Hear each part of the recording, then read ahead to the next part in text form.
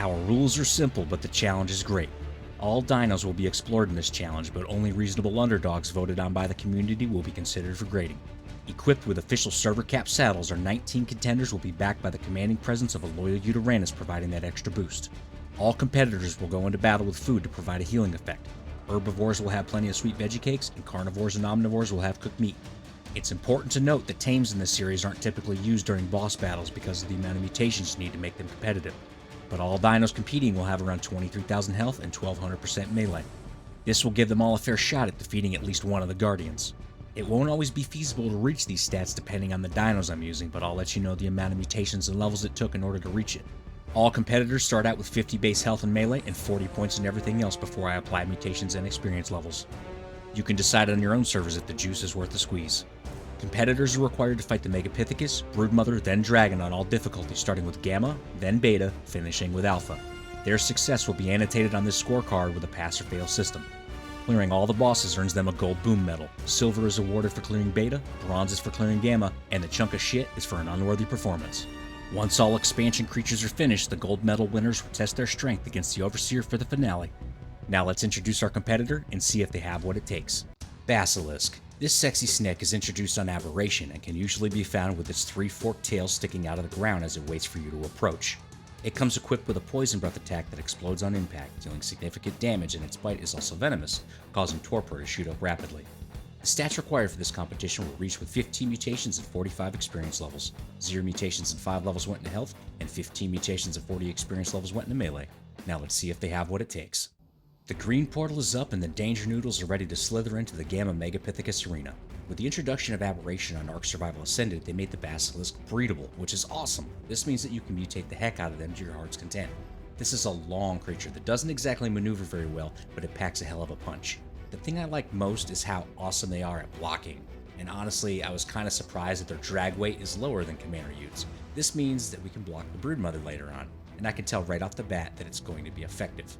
The Gamma Megapithecus is no match for the super sexy snakes, and they get their first pass. The Gamma Broodmother is up next, and you guessed it. I sent them straight in, and I hung back to watch the battle from the safety of Commander Utes. His fur is delightfully soft this time of year, when it's not covered with cloning secretions. I was hopeful that we'd be able to make it through most of these fights without him getting killed, because he's almost completely gone as far as mental sharpness goes. I literally saw him chewing on rocks yesterday. The Gamma Broodmother is not that difficult, especially when you can block her with carnivores like I'm doing here. It's crazy how night and day the fights go when you're using herbivores versus carnivores. The Undersnakes get it done against the Gamma Broodmother and earn their second pass. The Gamma Dragon might be relatively easy, but I'm telling you right now, if you allow your creatures to be hit with the fire breath, then you're gonna have problems. The Undersnakes are huge targets, but fortunately, they easily land their hits against him. This is a breath of fresh air, because if you've seen any of the other videos in the series, you'll know that sometimes creatures struggle with hitbox issues on this fight. The sexy sneckies are able to hit it from the back while I easily stand tall under the dragon titties, and they make short work of them. Gamma Dragon down, that's a pass and a full clear of the Gamma stage. Blue portal time means beta time, and the beta Megapithecus is up next. The Basilisk doesn't mess around, and it gets to work early, but I will say that I did pucker up a bit whenever they would maneuver close to the cliff edge. I know you can't technically fall off of it, at least the one on the outside, but we have seen creatures glitch through, like the Terror Bird. It was in my mind the whole fight that these girthy girls would phase through the barrier and fall to their death. Fortunately, that didn't happen, and the Undersnakes are able to crush the beta Megapithecus, earning another pass. The Beta Broodmother can be pretty difficult, and it's an excellent test to see if your army is ready for the Alpha stage. My strategy was simple. Send in the Slytherin shafts of venom and sit back and relax. The Basilisk is awesome at blocking the Broodmother, and truth be told, they're performing a lot better than I anticipated. It's not that I didn't know that they were strong, but they're just not something I commonly tame back in Ark Survival Evolved. They're kind of a pain to tame, unless you already tamed something strong already, because they eat eggs, and the better the eggs, the better the taming effectiveness. You could never breed them before. They're definitely worth a look on your playthroughs, because I don't think I've ever made it through the Beta Broodmother fight unscathed before. That's another easy pass. The Beta Dragon is up next, and once again I was afraid that the Snake Squad would phase through the wall and die, but they made it through just fine. They're a bit crazy getting set up, but everything worked out just fine. The Beta Dragon is not a walk in the park, and I find the best way to deal with the dragon when your creatures don't pull aggro is to take the first couple of shots of fire with your Uteranus if you're using one.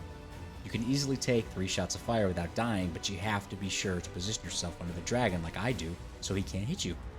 The Basilisk does have a habit of pushing you out from cover though, so be careful if you decide to use them. The Beta Dragon turned out to be no match for the Undersnakes, and they earn another pass, clearing the Beta stage. Red portal time means Alpha time, and the Alpha megapithecus is up next. It should be pretty damn obvious how this is going to go, so I'd like to cover what's to come on the channel. As always, I'd like to thank everyone for their support, especially YouTube members and patrons. We have plenty of room for more, so go sign up. I'd be eternally grateful for your support. I'll be starting my hardcore aberration playthrough soon, and keep an eye out for some news on some merchandise. I have a few items like shirts and a mug set up already, but I want to order them myself first to make sure that they're worth your time.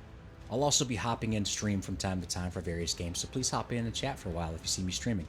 Anyway, back to business. Alpha Monkey down, that's another pass. Can you believe that after I wrote that nice note to the brood bitch that she never even read it? As a matter of fact, rumor has it that she's been slinging her spittousy around Spider Tinder again. I've decided to stop caring.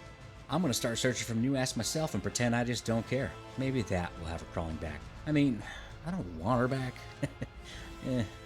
You know, it's just maybe one more time. But totally not gonna like date her again, because that's just stupid, right? I totally wouldn't do that. She's got such a nice ass though, I mean. Anyway, I am pissed about her not reading my letter, so I brought in the heavy cavalry and let her get her ass beat while I sat back and swiped left and right on some Tinderellas. She saw, I know she saw. We locked eyes before she died. Eat shit, you harlot. That's another pass.